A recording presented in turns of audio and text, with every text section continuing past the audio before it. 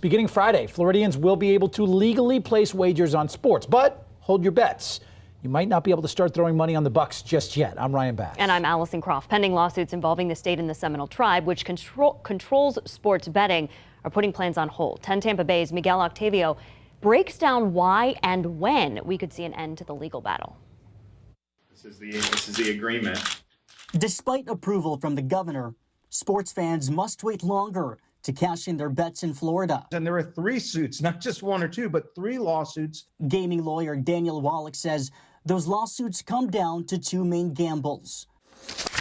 One, that betting should only take place on tribal lands in person. Wallach says that's a big deal because most of the revenue coming from these bets comes straight out of your phone. The second argument claims Florida violates its own state constitution. The plaintiffs argue sports betting should be up to voters. 3 years ago, Florida voters approved Amendment 3, which was entitled Voter Control of Casino Gambling. Wallach says private entities challenging state law are losing money under the current rules. It puts them at a competitive disadvantage to the tribe. While in-person betting will be allowed starting Friday, we still won't know the fate of betting through your phone until at least November 5th. And a federal court in Washington, D.C. will hear oral argument on 2 separate motions to enjoin the launch of online sports betting on tribal land.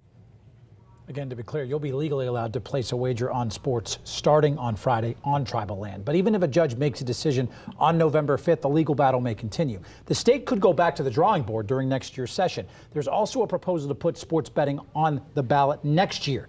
Companies like DraftKings and FanDuel, big sports betting companies, are also trying to infuse money into political committees to get in on the action in the state as well. Now, sports betting was only allowed in Nevada until 2018. Now it is a booming industry across the country.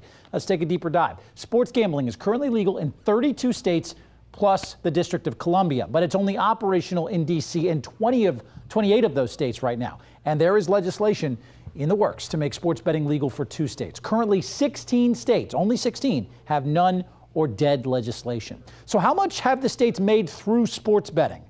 That's a lot of money on your screen. These are the 10 states with the highest total revenues from June 2018 to now. New Jersey, look at that, $1.2 billion. $1.2 billion in the last 3 years. Nevada isn't far behind with just over $1 billion. Across the country, states have made a combined total of $5.1 billion.